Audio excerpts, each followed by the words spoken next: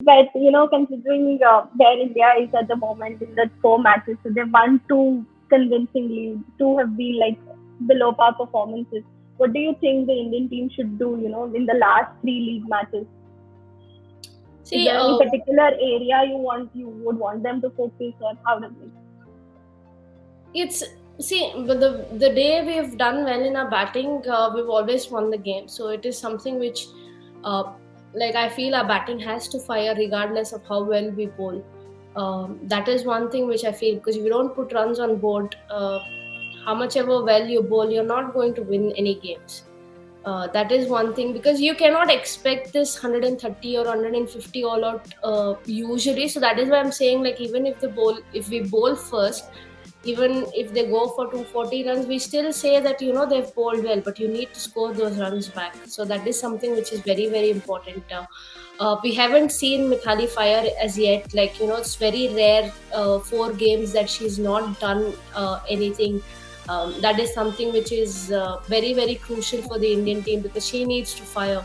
She needs to hold that innings. That is when there will be some kind of uh, calmness in the field. I feel if she's there, like, we know that she's going to take it till the 50th over.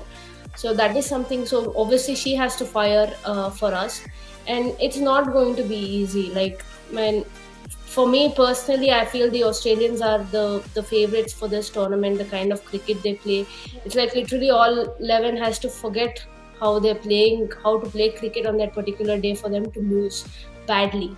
So they don't usually have bad days on the field. They have someone or the other who comes up and performs and bails them out. So for me personally, Aussies are the favorite for tomorrow, like for the next game when India plays. But India is the only squad who's actually given competition to Australia, like be it breaking that 26 win streak, or even at the beginning of our 16 or 17 game streak, it was Australia where we beat them in Hobart, I think. Last year, semi-finals, last World Cup, we beat them. Both the T20 World Cup in 18 and 2020, we beat them in the group stages. So we are the only squad who've actually got them thinking. So India has got it in them to do it, but it is not going to be easy. You spoke about Mithali Raj. This was going to be my next question. How important is Mithali Raj? Over the years, she's anchored this Indian batting unit. And usually, we've seen the batting kind of revolves around her.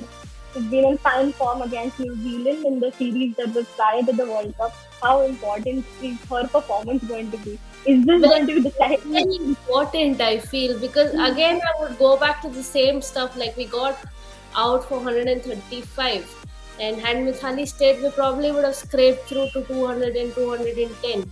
And then people will talk about strike rate. She's like, oh, she's slow, she's taking too many balls to score runs, but eventually she's at least getting the team to the target. Like, this is what happens when she gets out early, and nobody is there to anchor around. I'm not saying Smriti and Harman are not doing the job, but they've been doing, but they are kind of an aggressor. Like, they are always looking for boundaries, and how to go about their innings, and their role, they're absolutely perfect. The way they went about the game in West Indies, against West Indies, when they had wickets in hand, they're very crucial. They're just going to fire and they're going to get you runs.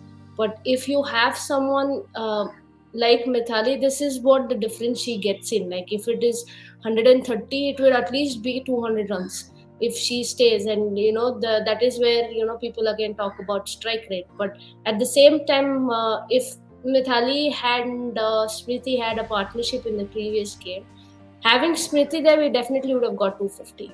So that is the kind of game Smriti brings, but she needs partners. She if she's standing and wicket keeps falling, you cannot expect her to curb down her natural strokes and not to go for her shots.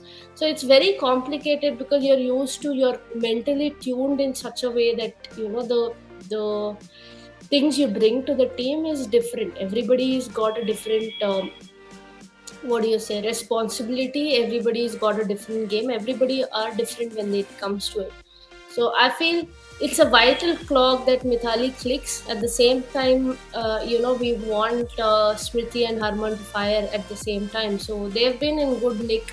So if if she can be the bridge between both of them, I think we'll be sorted.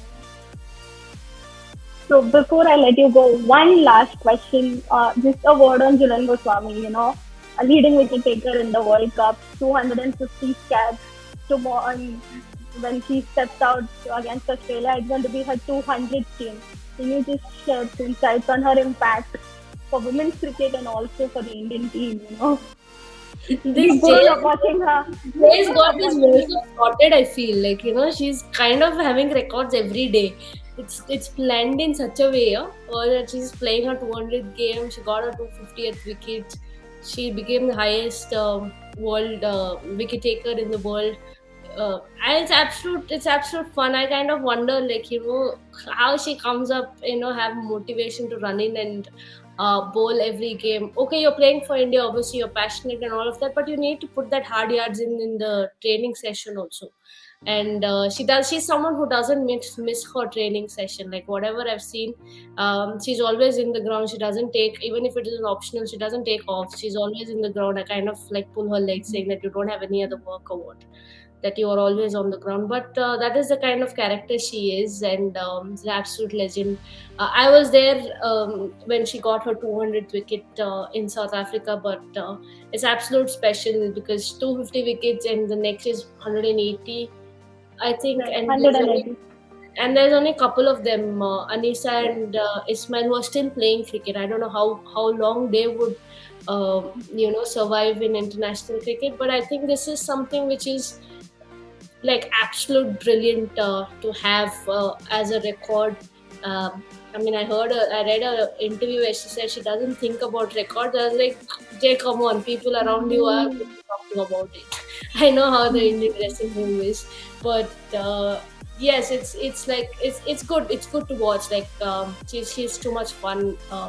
I love her in that way, and she's someone who I can just talk whatever I want, and she doesn't really look at me, someone who's a lot younger than her, but she looks at me as a friend. So it's cool, really cool. So I'd say, like, I'd be very happy. I mean, I was very happy when she got her 250 and the highest wicket taker. I'd be really happy when she crosses that 200 mark the next game. Do you think can India make it very special for her, the 200th game? Oh, well, you actually don't really think about all that when you're playing, because the whole plan of winning the World Cup for those two was there in 2017, also back of the mind. But these, what do you say, the monumental milestones of games really doesn't play in your head that much. You kind of not think about it a lot. It would be great. It would keep all of our hopes alive in the World Cup if they make it special for her. But at the same time, I do not want to lie.